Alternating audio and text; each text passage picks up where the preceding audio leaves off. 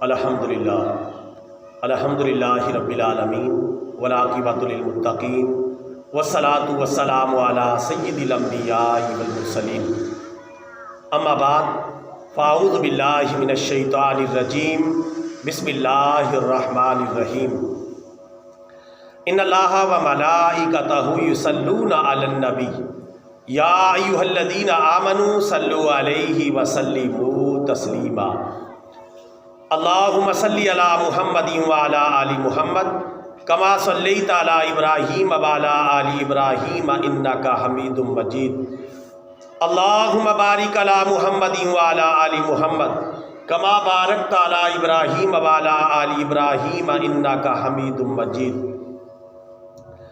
الصلاۃ والسلام علیک یا رسول اللہ، الصلاۃ والسلام علیک یا حبیب اللہ، الصلاۃ والسلام علیک یا رحمۃ للعالمین وعلی آلک واصحابک یا خاتم النبیین۔ رب اشرح لی صدری ویسر لی امری واحلل عقدۃ من لسانی یفقہوا قولی۔ اے میرے پروردگار، میرا سینہ کشادہ کر دے اور میرا کام آسان کر دے اور میری زبان کی گرہ کو کھول دے تاکہ لوگ میری بات کو سمجھ سکیں۔ واجب الاحترام برادران اسلام، قرآن و حدیث کی روشنی میں نکاح 5 چیزوں کا نام ہے۔ وہ 5 چیزیں کیا ہیں وہ میں آپ کی خدمت میں عرض کرتا ہوں۔ اس کے علاوہ شادی کے موقع پر اور نکاح کے موقع پر جو رسوم و رواج منعقد ہوتے ہیں یا بہت ساری ایسی چیزیں اپنائی جاتی ہیں جو ان 5 چیزوں کے علاوہ ہیں، تو ان کا بظاہر نکاح سے کوئی تعلق نہیں ہوتا۔ قرآن و حدیث میں ان کا کوئی مطالبہ نہیں ہوتا، کوئی تقاضا نہیں ہوتا، لیکن لوگ نمود و نمائش کی وجہ سے، دکھاوے کی وجہ سے، شہرت کی وجہ سے ان چیزوں کو اپنا لیتے ہیں۔ قرآن و حدیث کی روشنی میں نکاح صرف 5 چیزوں کا نام ہے۔ اگر ہم ان 5 چیزوں پر اکتفا کریں تو نکاح کرنا بالکل آسان ہو جائے گا۔ لڑکا ہو یا لڑکی ہو، بچہ ہو یا بچی ہو، ان کے لیے نکاح کے بندھن میں بندھنا کچھ بھی مشکل نہیں رہے گا اگر ہم قرآن و حدیث کے مطابق نکاح کی تقریب کو منعقد کریں۔ وہ 5 چیزیں کیا ہیں میں پہلے وہ عرض کر دیتا ہوں، اس کے بعد کچھ تفصیلات عرض کروں گا۔ نکاح کے اندر 2 چیزیں فرض ہیں، ایک چیز واجب ہے یعنی لازمی ہے، اور 3 چیزیں سنت ہیں۔ کل یہ 5 چیزیں بن جاتی ہیں، 2 فرض، 1 واجب اور 3 سنتیں۔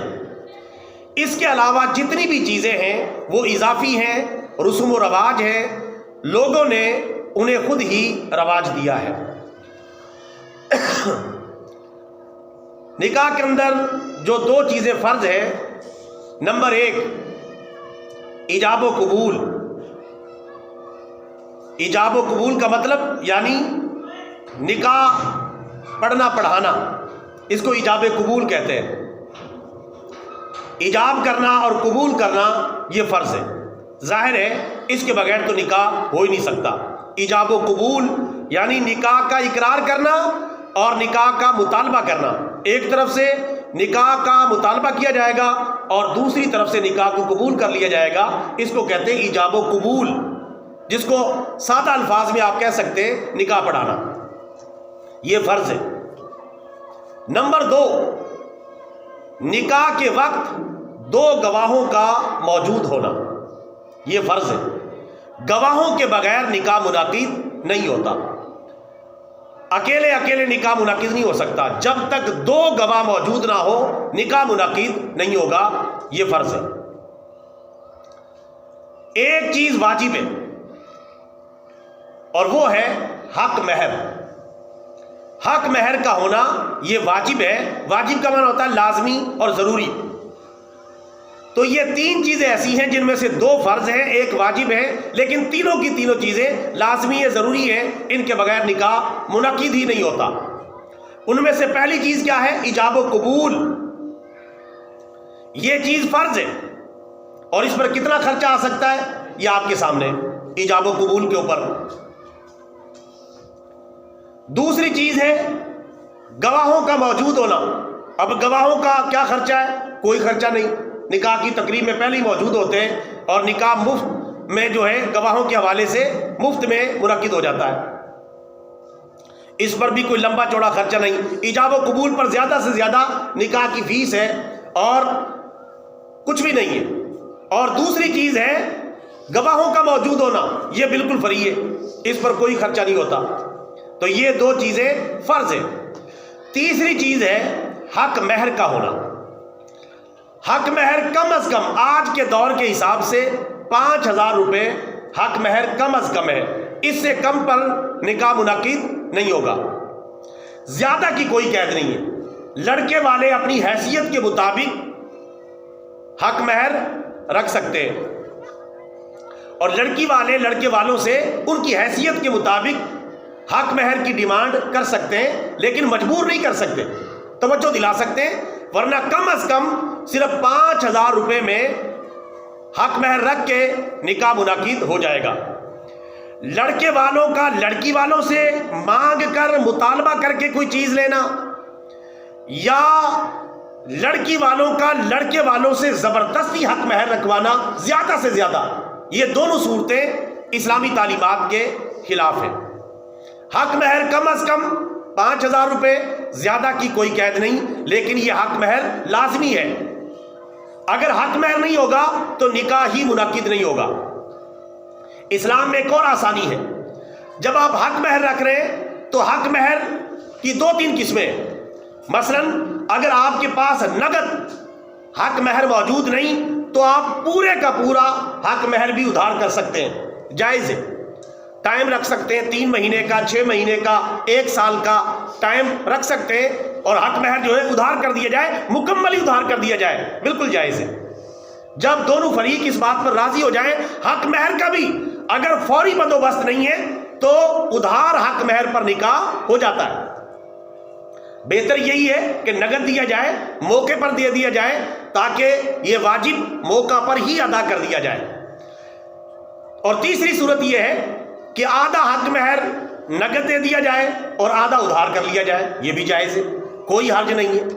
مثلا 5,000 روپے تو 2,500 نقد کر دیے اور 25 ادھار کر دیا، یا جتنا بھی رکھا ہے آدھا آدھا کر دیں، یہ بھی بالکل جائز ہے۔ مکمل ادھار کر دیں، یہ بھی جائز ہے۔ مکمل نقد رکھیں، یہ تو بہت ہی بہتر ہے، لیکن آدھا نقد اور آدھا ادھار کر دیں، اس کی بھی گنجائش ہے۔ یہاں ایک اور مسئلہ بڑا غلط مشہور ہے کہ جب جو ہے بیوی کی یا لڑکی کی رخصتی ہو جائے تو رخصتی کے بعد، یعنی میاں بیوی کے ملنے سے پہلے حق مہر کا ادا کرنا لازمی ہے، ضروری ہے، ورنہ گنہگار ہوں گے۔ یہ بات بالکل جہالت ہے، اس کا حقیقت سے کوئی لینا دینا نہیں ہے، نہ اس کا حقیقت سے کوئی تعلق ہے۔ بعض لوگ اس کو اس طریقے سے بیان کرتے ہیں کہ یہ بالکل لازم ہے، ورنہ نکاح حرام ہو جائے گا، نکاح جائز نہیں ہوگا۔ حالانکہ جو معاہدہ ہو گیا ہے اس کے مطابق نکاح منعقد ہو گیا۔ نقد ہے تو نقد، پھر تو بات ہی ختم۔ پورا بھی ادھار ہے تو کوئی بات نہیں، 1 مہینے کا ٹائم لیا ہے، 3 مہینے کا، 6 مہینے کا، 1 سال کا، 5 سال کا ٹائم لیا ہے تو جائز ہے، لیکن جتنا ٹائم لیا ہے اس پر ادا کرنا لازم ہوگا، کیونکہ نکاح یہ عورت کا حق ہے، اس کو مارنا، معاف کروانا یہ جائز نہیں۔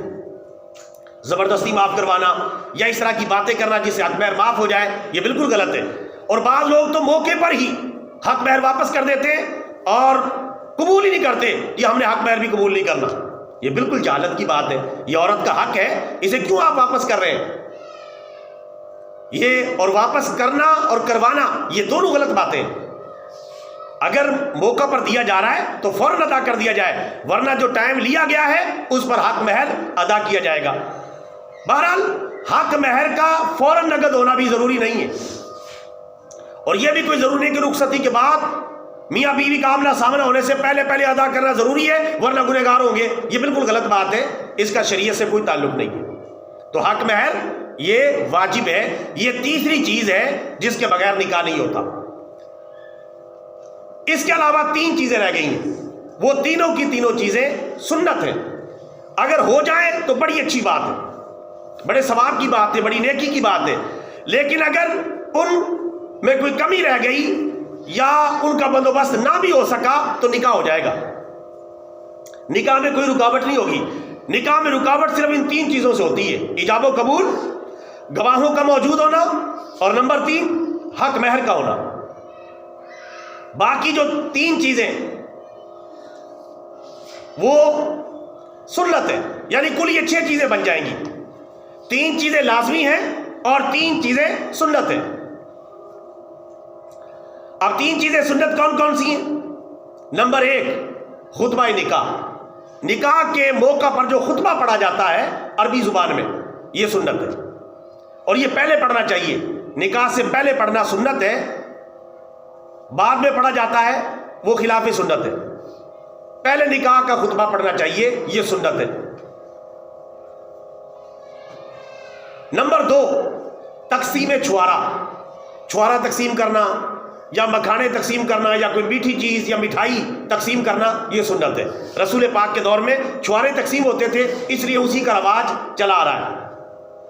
اس کے علاوہ بھی کوئی میٹھی چیز تقسیم کر دی جائے تو جائز ہے، لیکن بہتر ہے چھوارے آج کل دستیاب ہے تو چھوارے تقسیم کیے جائیں تاکہ ہو بہو سنت پر عمل ہو جائے۔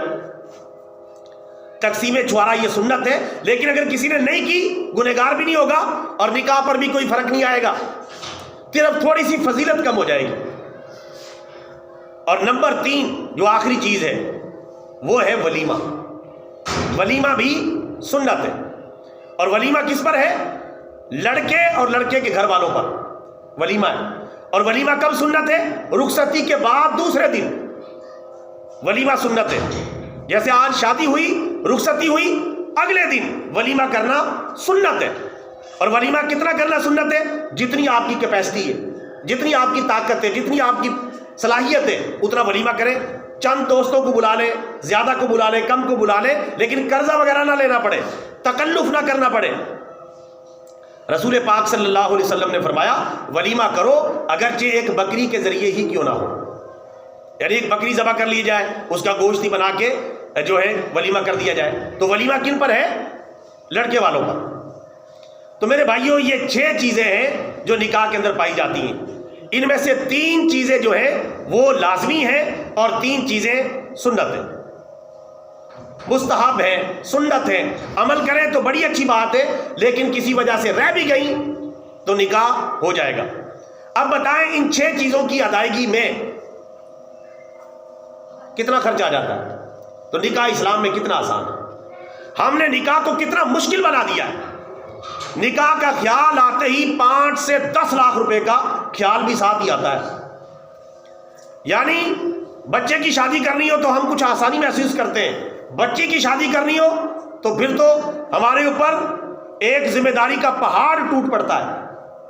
کہیں لڑکے والوں کے مطالبے، کہیں جہیز کا بندوبست، بارات کا کھانا، دیگر رسوم و رواج وغیرہ وغیرہ چیزیں، سب اضافی چیزیں، ان کو حسب توفیق جتنا ممکن ہو جو تحفے تحائف دیے جا سکے وہ دینے چاہیے، لیکن پابندی لگانا جائز نہیں۔ نہ لڑکے والوں کا لڑکی والوں پر پابندی لگانا جائز ہے، اور نہ لڑکی والوں کا لڑکے والوں پر پابندی لگانا جائز ہے۔ یعنی زبردستی لڑکی والے زیادہ حق مہر رکھوائیں مجبور کر کے، یہ بھی جائز نہیں ہے، اور لڑکے والے ڈیمانڈ کر کے جہیز مانگے، یہ بھی جائز نہیں ہے۔ اگر ماں باپ اپنی مرضی سے اپنی بیٹی کو ساز و سامان دے دیتے ہیں، کوئی برتن دے دیتے ہیں، فرنیچر دیتے ہیں، یا جہیز کا سامان بھی دے دیتے ہیں تو یہ جائز ہے، جبکہ ڈیمانڈ نہ ہو، اپنی مرضی سے بچی کو تحفہ تحائف دے دیا، یہ بالکل جائز ہے۔ لیکن مطالبہ کرنا یہ بالکل غلط بات ہے، شریعت کے خلاف ہے۔ مجبور کرنا، زبردستی کرنا، ورنہ رشتے کو ریجیکٹ کر دینا، اور مختلف چیزوں کی ڈیمانڈ کرنا کہ اگر یہ چیزیں ہوں گی تو نکاح ہم قبول کریں گے ورنہ قبول نہیں کریں گے، تو یہ بالکل غلط ہے۔ رسول پاک صلی اللہ علیہ وسلم نے فرمایا کسی مسلمان کا مال اس کی دل کی خوشی کے بغیر لینا جائز نہیں ہے۔ تو لڑکے والے جب زبردستی چیزیں لے رہے ہوں گے تو لڑکی والوں کی کتنی دل کی خوشی ہوگی آپ اندازہ کریں۔ پھر ان چیزوں میں کیا برکت آئے گی، نکاح میں کیا برکت آئے گی، شادی میں کیا برکت آئے گی، اور وہ نکاح کیسے چلے گا، وہ شادی کیسے کامیاب ہوگی۔ بعض میں بعد میں جب وہ شادی ختم ہوتی ہے اچانک اللہ نہ کرے ٹوٹ جاتی ہے تو پھر روتے پھرتے ہیں، کیونکہ اس میں برکت والی کوئی چیز ڈالی نہیں گئی۔ ہمارے پیارے نبی صلی اللہ علیہ وسلم کا فرمان تو یہ ہے کہ سب سے زیادہ برکت والا نکاح وہ ہے جس میں خرچہ کم سے کم ہو۔ کم سے کم خرچے والا نکاح سب سے زیادہ برکت والا نکاح قرار دیا گیا، اور ہمارے ہاں سب سے تگڑا نکاح اس کو سمجھا جاتا ہے جس میں زیادہ سے زیادہ خرچہ کیا جائے، کروڑوں روپے کا خرچہ کیا جائے، بڑے بڑے شادی ہال بک کیے جائیں اور لاکھوں روپے کا کھانا کھلایا جائے اور ہر طرف نمود و نمائش دولت کی جائے۔ اس نکاح کو ہم بڑا برکت والا سمجھتے ہیں، اور حالانکہ وہ چلتا ہی نہیں، بہت کم چلتے ہیں، کوئی نہ کوئی انبن ہو جاتی ہے، ایک دوسرے کے ڈیمانڈ پورے نہیں ہوتے معاملات۔ اللہ تعالیٰ سب کے رشتوں میں کامیابی دے، لیکن برکت والی کوئی چیز ڈالی نہیں گئی۔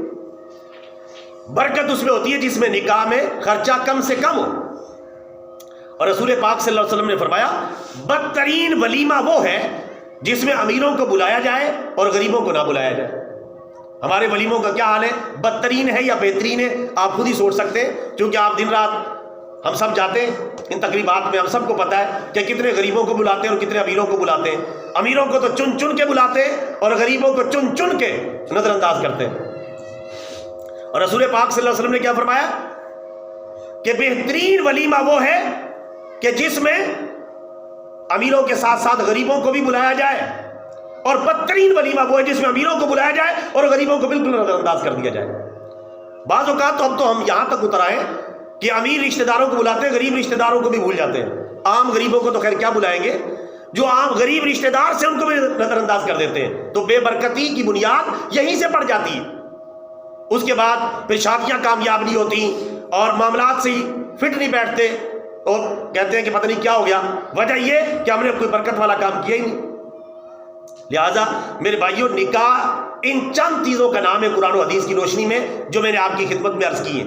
اس کے علاوہ جو کبھی مہندی کی رسم ہے، کبھی مائیوں کی رسم ہے، کبھی پتہ نہیں عجیب و غریب رسمیں، آتش بازی ہو رہی ہے، یہ سب کچھ ہے، یہ دکھاوا ہے۔ اس کی بجائے یہ اپنا پیسہ محفوظ کیا جائے۔ اگر آپ کو زیادہ ہی پیسہ تنگ کر رہا ہے تو آپ نے دینا ہی ہے تو بچی کے اکاؤنٹ میں ٹرانسفر کر دیا جائے آسانی کے ساتھ، تاکہ وہ بعد میں کسی کی محتاج نہ بنے اور وہ کاروبار وغیرہ اپنا کوئی جو ہے بہتر کر لے۔ لاکھوں روپوں کو اڑا دیا جاتا ہے دکھاوے کے لیے اور نمود و نمائش کے لیے۔ بارات کا اسلام میں کوئی تصور نہیں ہے۔ یہ بارات، لڑکی والے پہلے جہیز اکٹھا کر کے مر گئے، اب ایک بارات کا پورا لشکر آ رہا ہے کھانا کھانے کے لیے، پورا لشکر ہے، اور زیادہ سے زیادہ لڑکی والے اگر کہہ دیں تھوڑے سے کم ہو جائیں، وہ کہتے ہیں نہیں ہماری برادری میں ناک کٹ جائے گی، یعنی کھانا اس نے کھلانا، ناک اس کی کٹ رہی ہے، وہ سب کو جمع کر کے لائے گا، 200 250 جتنے ہو سکے، اور اگر کھانا کم ہو گیا تو بےعزتی کن کی ہے؟ لڑکی والوں کی۔ یہ ہمارا حال ہے، یہ ہماری صورت حال ہے۔ بارات کا اسلام میں کوئی تصور ہی نہیں ہے۔ اسی طرح لڑکی والوں پر اسلام میں کوئی دعوت نہیں ہے۔ یہ بارات کی ساری دعوت کن پہ پڑتی ہے؟ لڑکی والوں پر۔ وہ بڑی مشکل سے بیچارہ باقی معاملات کا ارینج کرتا ہے، ساتھ ساتھ انہیں 250-300 بندوں کا کھانا بھی ارینج کرنا پڑتا ہے۔ یہ ایک اضافی بوجھ ہے۔ میں یہ نہیں کہہ رہا کہ وہ کھانا حرام ہو جائے گا، نہیں، کھانا تو جائز ہے کیونکہ دعوت کر رہا ہے وہ اپنی مرضی سے، لیکن یہ اسلام کا تقاضا نہیں ہے۔ اسلام کا تقاضا صرف یہ ہے کہ لڑکا ولیمہ کرے گا، اور وہی سنت ہے۔ لڑکی والوں پر شادی کے موقع پر اسلام میں کوئی دعوت نہیں رکھی گئی۔ یہ ایک رواج ہے جو چل پڑا ہے، اور اب اسے جان چھڑانا بڑا مشکل ہے۔ اگر ہم میں سے ہر بندہ ہمت کرے گا تو رسوم و رواج سے ہماری جان چھوٹے گی۔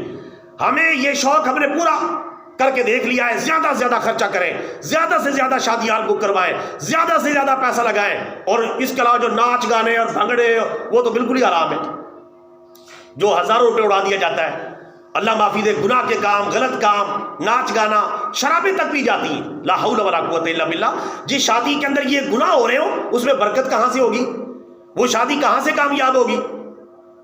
تو میرے بھائیوں، اب تک ہم نے پورا زور لگایا کہ زیادہ سے زیادہ دکھاوا کرے، تو کیا ملا ہے؟ کچھ بھی نہیں ملا۔ امیر لوگ تو کسی نہ کسی طرح شادی کر لیتے ہیں، غریبوں کے لیے مصیبت کھڑی ہو جاتی ہے۔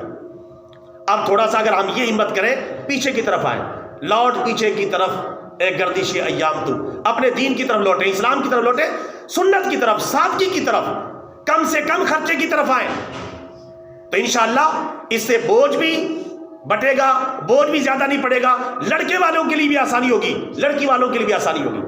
یہ ہماری خام خیالی ہے کہ ہم جو ہے ہمارا بیٹا ایک فرنیچر کا پورا ٹرک بھر کے لے کے آ رہا ہے، ہم بڑے خوش ہیں، ہمارا گھر جو ہے فرنیچر سے بھر گیا ہے۔ تو جب بیٹی جائے گی تو فرنیچر کا ٹرک بھر کے لے جائے گی۔ کسی کے 2 بیٹے اور 2 بیٹیاں ہیں تو 2 بیٹے فرنیچر کا ٹرک بھر کے لا رہے ہیں تو 2 بیٹیاں فرنیچر کا ٹرک بھر کے لے جا رہی ہیں۔ بات وہیں کی وہیں ہے۔ دلوں کو سمجھانے کی ضرورت ہے اور اپنے آپ کو سادگی، اسلام اور سنت کی طرف لانے کی ضرورت ہے۔ انشاءاللہ پھر والدین یہ سوڑتے سوڑتے بوڑھے نہیں ہوں گے، ان کے بال سفید نہیں ہوں گے کہ بیٹے کی شادی کس طرح کریں، بیٹی کی شادی کس طرح کریں، کیونکہ اسلام کے اندر تقریباً میں آپ کو بتاتا ہوں اندازاً 20,000 روپے میں زیادہ بتا رہا ہوں، 20,000 روپے میں بہترین شادی ہو جاتی ہے، چاہے لڑکا ہے چاہے لڑکی، بہترین۔ لیکن آج کل کوئی سوچ سکتا ہے 20,000 میں شادی؟ یہ ایک لطیفہ ہی شمار ہوگا کہ 20,000 میں شادی ہو جائے۔ شادی کا خیال آتی 5 سے 10 لاکھ روپے کا خیال آئے گا۔ اسلام میں اتنی آسان ہے، اسلام نے نکاح کو آسان بنایا ہے، زنا اور بدکاری کو مشکل بنایا ہے تاکہ معاشرے کے اندر پاکیزگی پہلے، گناہ کا خاتمہ ہو۔ اللہ کرے ہم سنت کی طرف آئیں، نبی پاک کی سیرت اور سنت کو اپنائیں تو انشاءاللہ یہ ہمارے سارے معاملات اچھے طریقے سے حل ہو جائیں گے۔ اللہ تعالیٰ سے دعا ہے اللہ تعالیٰ ہمیں اپنے نکاح اور شادیاں سنت کے مطابق منعقد کرنے کی توفیق عطا فرمائے۔ وآخر دعوانا ان الحمد للہ رب العالمین۔